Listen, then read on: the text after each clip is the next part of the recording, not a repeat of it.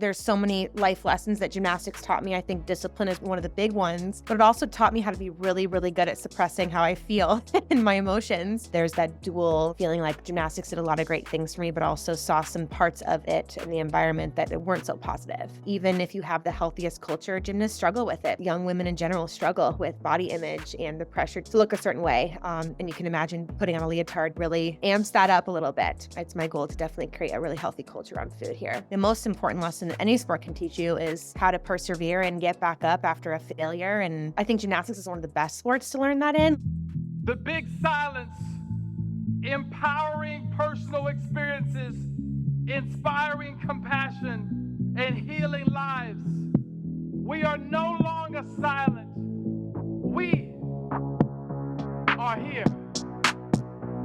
The Big Silence. The Big Silence. All right. Welcome to the Big Silence podcast. Jordyn Wieber, how are you? Great. How are you? Fabulous. You're coming at us from Arkansas, where you live now. Yep. And so I've already explained to everyone, well, everyone probably knows who you are. Anyways, Olympic gold medalist from London, 2012 Olympics. And I really want to, you're also a Midwesterner, right? Mm-hmm. Yeah. I'm from Indiana. Okay. So I want to go way back because I'm so interested to know how you get to where you are from your upbringing and then the goal of the Olympics and, just making it there and being a gold medalist in this whole mental process of it all. But let's go back to little Jordyn in Michigan. Yeah. Well, okay. Little Jordyn was born into a big family. I have 3 other siblings. I'm youngest middle, so I'm the third of 4, but have a very active, athletic family. I will say a very hardworking family.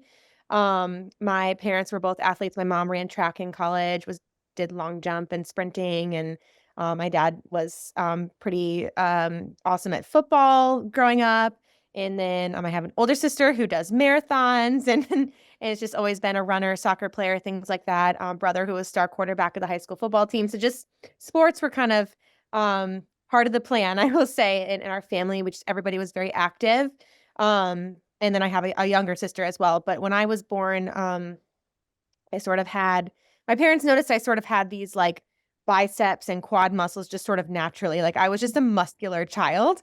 And it was almost a little weird, but they looked at me and they're like, well, she kind of already looks like a gymnast. And much like a lot of parents do these days, like they put me in a gymnastics class. So that's how I started in gymnastics and, went in for one of those mommy and me classes, like a lot of kids do, and was just obsessed, from the very beginning. But, yeah, that's a little about my family, but just amazing family, very hardworking. Was very blessed to grow up with a lot of siblings and just a lot of support in our family. So when did you start gymnastics? I first started when I was 3 or 4, somewhere in there. Yeah. I know most children, I was in gymnastics when I was a kid. I don't know. How tall are you? 5'4" now. Okay. See, I'm 5'10". When I started growing, I started hitting my head on everything. And I was like, ow. Yeah. Like I'm tall for a gymnast at 5'4". Yeah. I feel 5'10", that would make gymnastics pretty hard. Yeah. So that brings me to something with your family being athletic and you are pregnant. Mm-hmm. Yay. Congratulations. Thank you. I know you probably get the question all the time that like, do you think your child would get into gymnastics?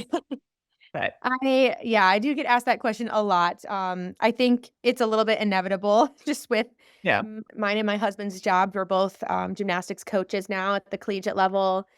So I think naturally our daughter is going to be just in the gym a lot and surrounded by a lot of amazing young women that happen to do gymnastics. And I'm kind of in the mindset of like, if it's what she wants to do and she loves it, amazing, because I love gymnastics. I loved it growing up. It did amazing things for me as a human. I obviously had my ups and downs in the sport, and especially at the elite level, it can be very intense and demanding. But if it's what she wants to do and she's passionate about it, then she'll be a gymnast.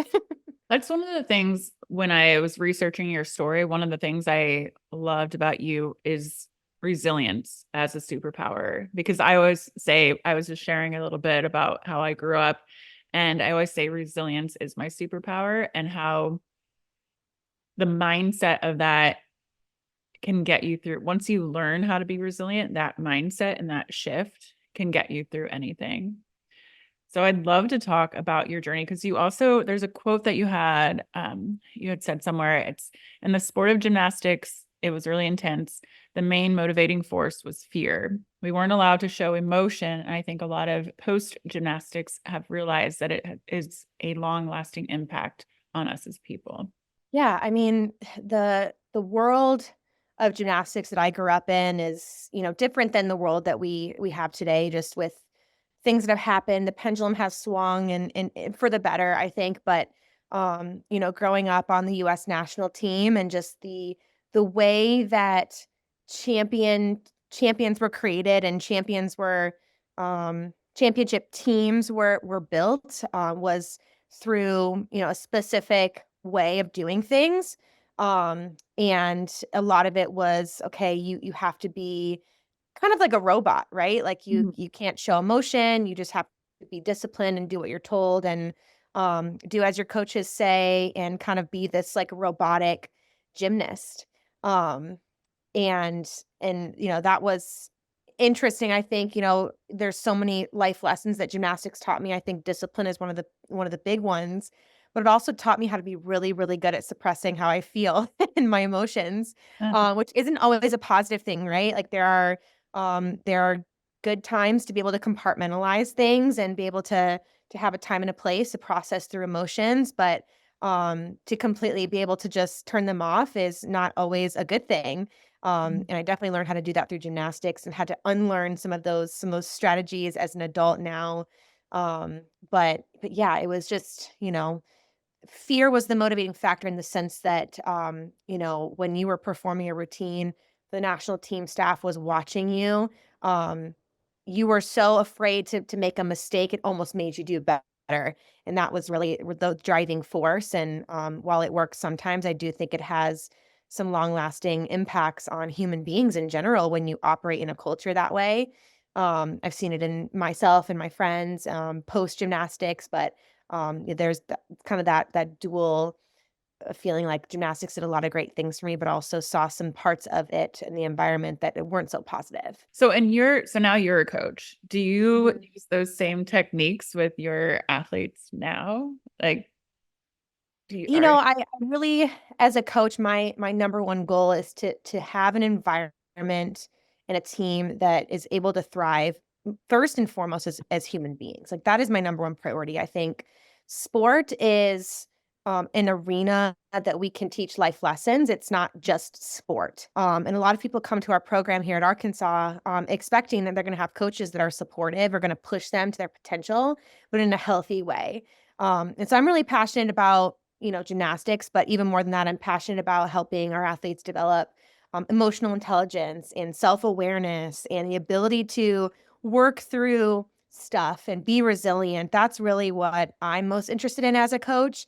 And I feel like when I do those things, they do their best gymnastics, and that's really cool to see. But all of those things are more important to me than any win, any championship, anything really. Obviously, I'm a competitor and I love winning, and that's always the goal, and that's what I'm hired to do. But at the end of the day, like developing human beings is really my passion more than gymnastics and more than coaching. Yeah, that's so interesting, because when you think of sport and fitness, whether it's competitive or not, I was a competitive triathlete years and years ago, and that taught me so much. And that's a very solo, which actually gymnastics could be considered a very solo sport as well, because you're just competing, on your own. But I mean, you have a team, but Yeah. it sports teach you so much about resilience and overcoming and messing up and getting back up, and the fear that comes with it, and you're almost competing against yourself, but you're also, I don't know, I think sports are such a good thing as a kid to get in, and then even as an adult, you learn so much from it. Yeah, I totally agree. I think the most important lesson that any sport can teach you is how to persevere and get back up after a failure. And I always say like in gymnastics, I think gymnastics is one of the best sports to learn that in. Like I think this is why a lot of young kids like to do gymnastics, or parents like to put their kids in gymnastics because you take an event like the balance beam, right? It's 4 inches wide and it's 4 feet off the ground. Like that's terrifying for most people. But as you're learning how to balance on a balance beam or do a skill on the balance beam, you can imagine like you're going to fall off many, many times in order to figure out how to stay on the balance beam. And then you learn things like, okay, I need to tighten my core. I need to use my arms. I need to look at the beam. You learn all these strategies, but it takes a long time of falling down, getting back up, falling down, getting back up. And so I always call those like tiny resilience moments where you don't even realize that what you're doing is experiencing a failure and moving on from it, experiencing a failure and putting one foot in front of the other. And so I think all of those little tiny moments of resilience kind of come together and help you kind of develop a resilience muscle. I always say everyone has a resilience muscle. It's just up to us whether we want to exercise it and flex it and strengthen it. Yeah. And so I think gymnastics does that in like really small ways. And then it could also do it in really major ways, right? Like I have been in a spot before where in a major competition I've fallen and I have 30 seconds to get back on the balance beam in front of thousands and thousands of people, not to mention everyone watching on national television, talk about having to flex that resilience muscle. So, and then I can also see the parallels between how that translates into my real life, other kinds of failures or disappointments that have happened and how I've had to really flex that resilience muscle and how gymnastics has helped me do that. 100%. Okay, I want to back up a little. All right, we've got little Jordyn. You're young doing gymnastics. How do you get to the Olympics? Lots of work. You didn't just, it's not an overnight sensation here. Yeah. Well, I mean, I started out just like any kid, in those recreational classes, and was quickly kind of recognized for my talent and strength. Specifically, I was always just very, very strong. Like the conditioning and the strength exercises were always the easiest for me. I started competing like in actual competitions at the age of 7. And then by the time I was 11, I made the junior national team for the US. And so from 11 on, I started competing internationally, representing Team USA. Did that for a few years at the junior level. Moved up to the senior level, which when you're a senior, that's when you're eligible age-wise to make an Olympic team. And so that happened when I was about 15 years old. Started competing internationally again as a senior. Made it to the World Championships in Tokyo in 2011. And became world champion the year before the Olympics, which was a really, really big deal because it was the year before the Olympics, right? Everybody's kind of watching to see who's going to be on the scene and who's looking good right before the games. And so, backing up before all of that, it's, you ask, how do you get to the Olympics? It's years and years of a lot of intense training. Sacrifices have to be made. Like for me, I only went to half a day of school. I did the rest of my school online, 2-a-day practices, giving up family vacations, like really just did not have a normal childhood whatsoever. It was all about gymnastics, really. And not to mention the sacrifices my family had to make, but all of that for years and years and years, leading up to 2012, where, was on the national team, made it to the Olympic trials, and, was lucky enough to be one of those 5 young women that was chosen to represent Team USA in London. That is amazing. Congrats. That must be such a high feeling.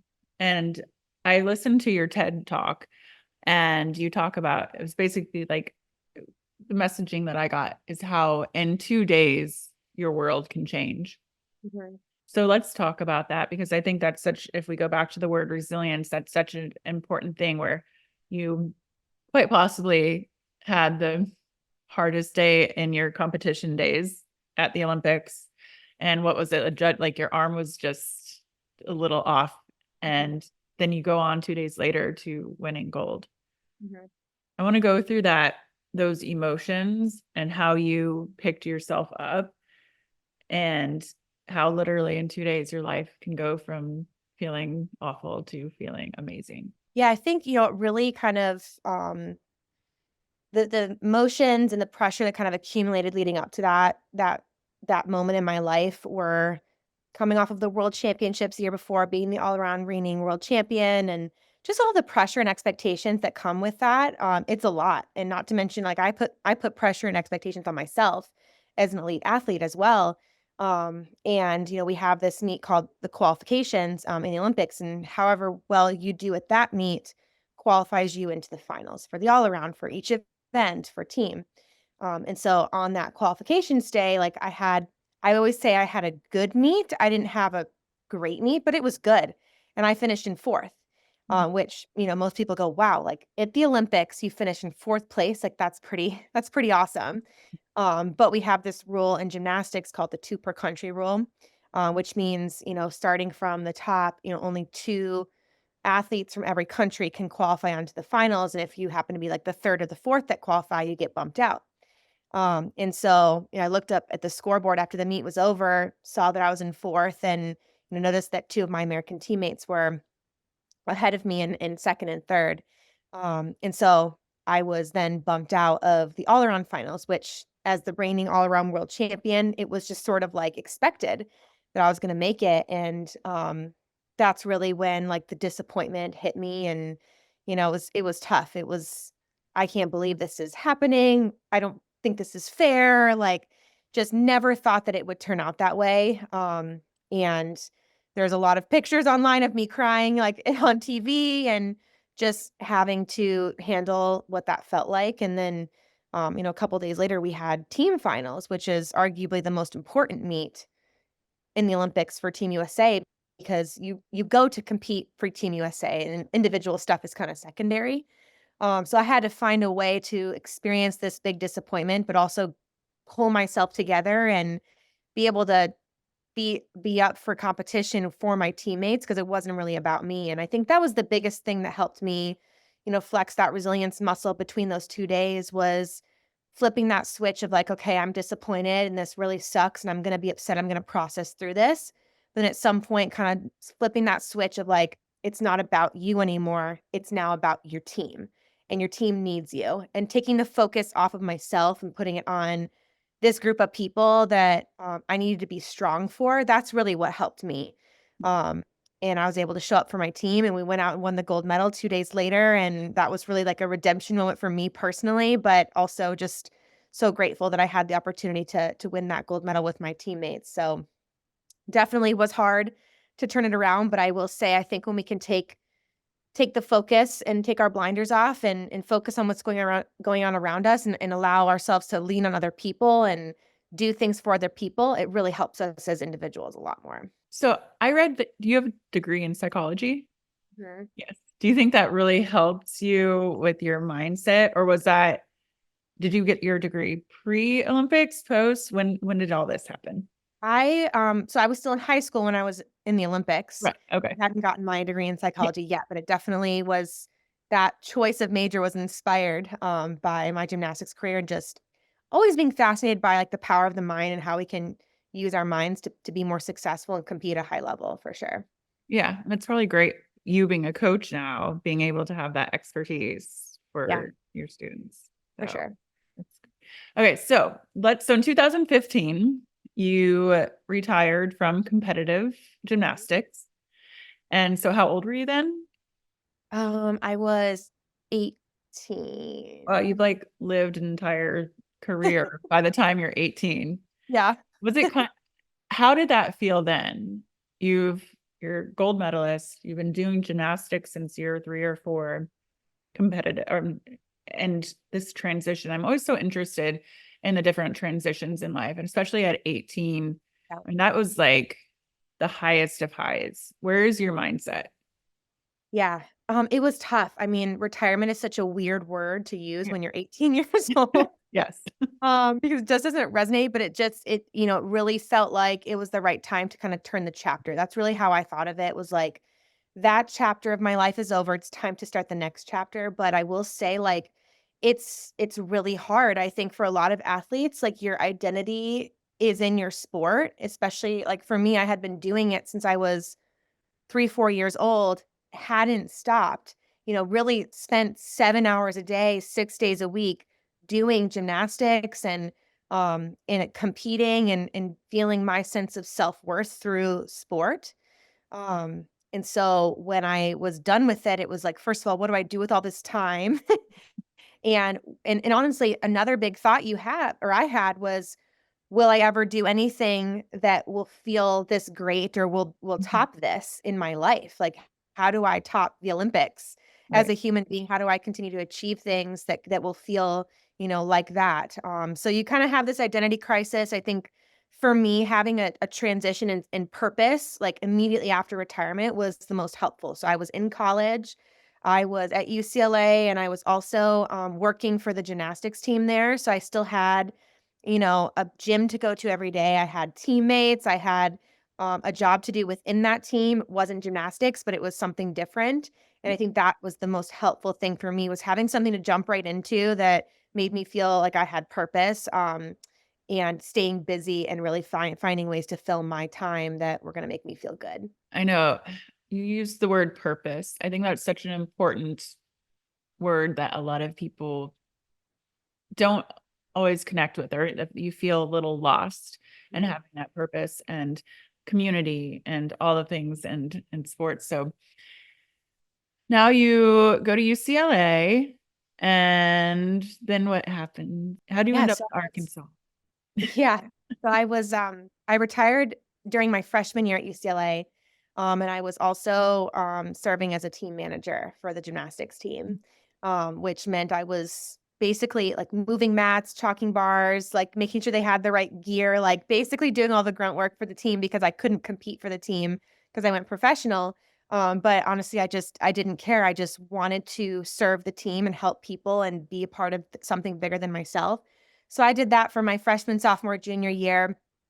And then my senior year, the head coach asked me if I wanted to be the volunteer coach, and start coaching. And didn't really know at the time that if I wanted to be a coach. I really kind of had this mindset of like, well, I've spent my whole life in the gym. Do I really want to spend the rest of my life in the gym? No. And, but going to college gymnastics, I got a totally different perspective on, um, what coaching was all about. And it was so much more in college than I remember it being when I had coaches growing up, where it was serious. It was just about gymnastics. And in college, college is four of the most transformative years in anyone's life, I think.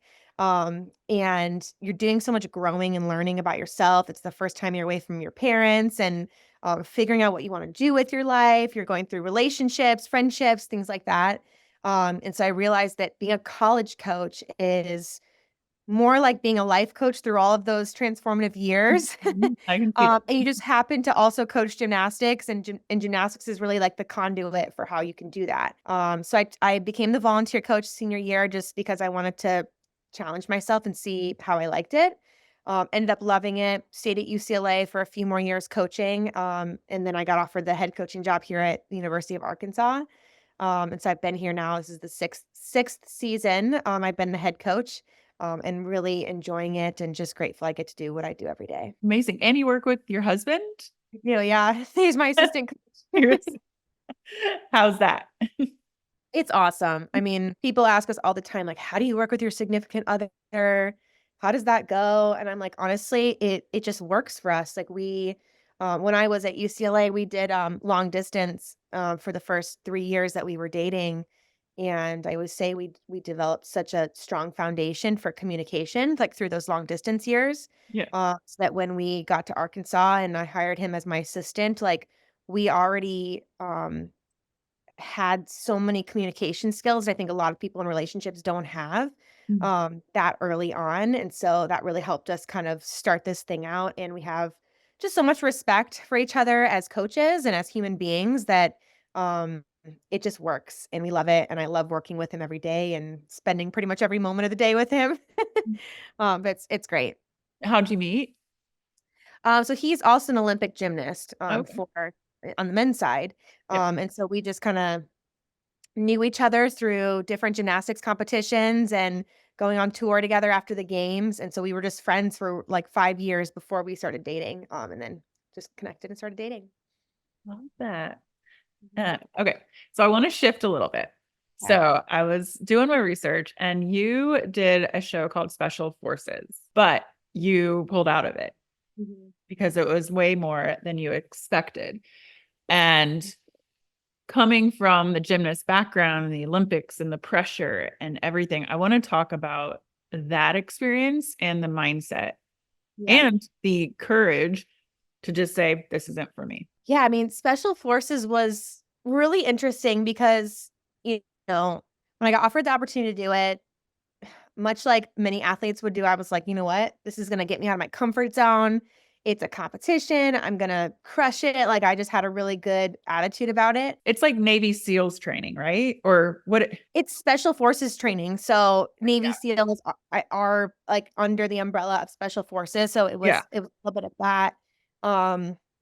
And other branches, but the difference between this and like any other gymnastics thing I've ever done as an athlete is there wasn't a lot of preparation I could do for it, right? Like if I'm going into gymnastics competition, I'm training for years, Yeah. doing the same routines, I'm preparing, I'm eating well, I'm sleeping, it's like all these different elements of preparation. But for this, it was like, here's what you're gonna do, now go do it, you know? Um, Nope. not to mention it was pretty physical and, I'm an athlete and I was handling the physicality pretty well, but you throw me in the water, like I've never been a water creature in my whole life. I'm not necessarily scared of the water. But there were some challenges that we did where that definitely like freaked me out. I will say I probably got some like mild PTSD from like near drowning experiences while on the show that kind of just like messed with my head, and each water thing we did after that really kind of got to me, which is why I ultimately decided to leave because I just felt like the water things were just a little beyond my limit. Um, but I'm definitely glad I did it and challenged myself to do it. Yeah, I heard your story on a podcast about the water thing. And you had boots on and stuff. Like drowning is like a fear. Yes, for When all I of us. was doing triathlon, when I was in the beginning of it, I had to literally meditate to get us through the swim and just breathe and inhale, exhale, and count. That's intense. Yeah, for sure. So your students that you're training now, do we have some Olympic hopefuls? Well, we have one that's actually a freshman this year who was an alternate on the Olympic team this past summer, in Paris. So, gymnastics, you don't really ever know. Sometimes, for me, like I went to the Olympics when I was 17, which would have been before I went to college. So sometimes we recruit athletes that are either on their Olympic journey now or have been on their Olympic journey, and sometimes they do it afterwards. So, I don't. She's going to continue on and try for the World Championships this next fall, and who knows, maybe another Olympic quad, but we'll see. And then for you now, since you were just doing 7 hours a day of gymnastics, what is your workout wellness routine now? It's changed a lot over the last few years. I will say, like when I first retired, I did a lot of running, and because I have a family of runners, so I did a lot of running. And then I shifted to I love doing like Soul Cycle. And then I went into a really big Pilates phase. I love, love, love Pilates. That like definitely makes me feel the best. And now that I'm pregnant, I do a little bit different stuff. I do a lot of walking and some more like exercises and core strengthening and weights things. I'm pretty active in my job. I'm on my feet in the gym coaching all day, and I love that. I love staying active, and really now I think my journey post gymnastics was like, what is going to just make me feel good physically and mentally instead of having pressure to look a certain way, or I need to do this workout because I need to burn a certain amount of calories, and really shifting my mindset around exercise and working out.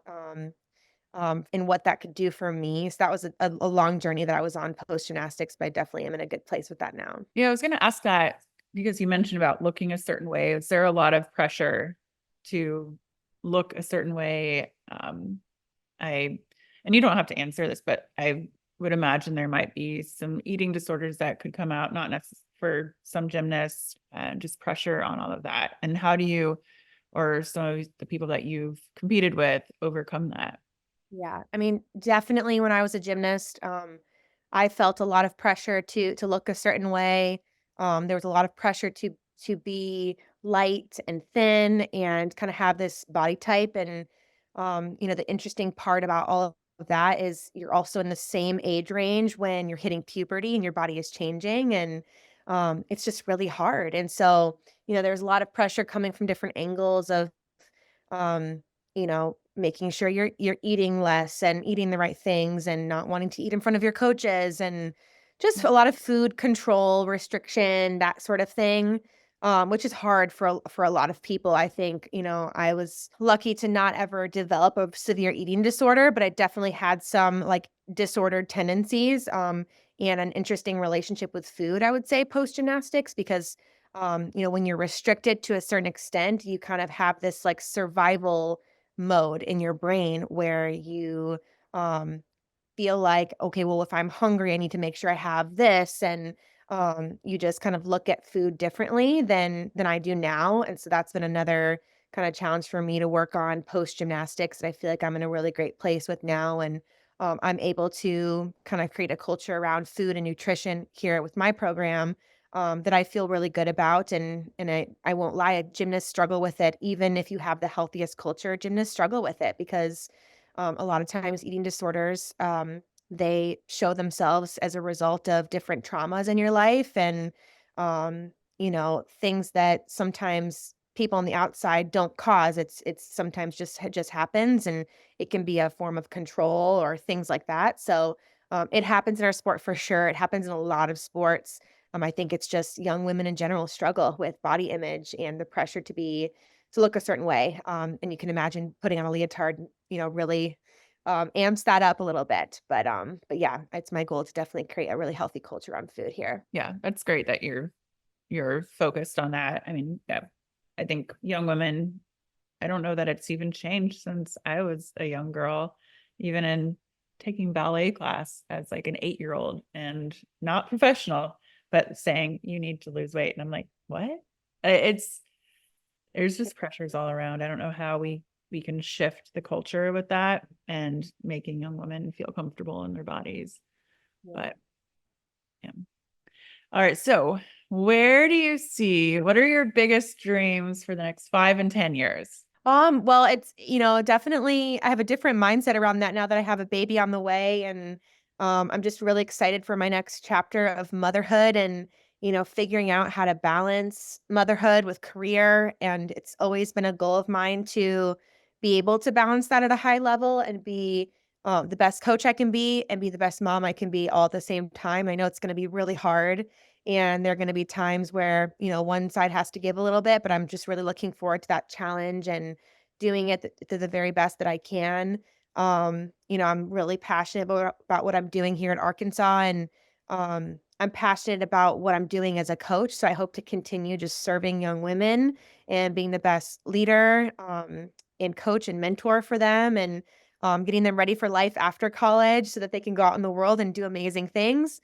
Um, and yeah, just continue to be a role model for not just my student athletes, but for women all over the world, in whatever way that looks like, whether it be in the gymnastics world or as a speaker, as an advocate, as a mom. I just want to continue living my life to where I feel proud, and could be a role model for others. I love that. And I love your message of resilience. And where can everyone find you? I'll put it in. I'm on Instagram mostly. Yeah, my handle is Jordyn_Wieber. And then we also have Razorback Gym is our program's Instagram handle. And so we always are posting fun things on there about our team. All right. Well, thank you, Jordyn. Thank you for sharing your journey. I course. appreciate it. And congrats on everything and all things to come in mommyhood and the new exciting phase in your life too. Another Yeah. change. Can't wait. Well, thanks for having me. I appreciate it. Thank you. The big silence. The big silence.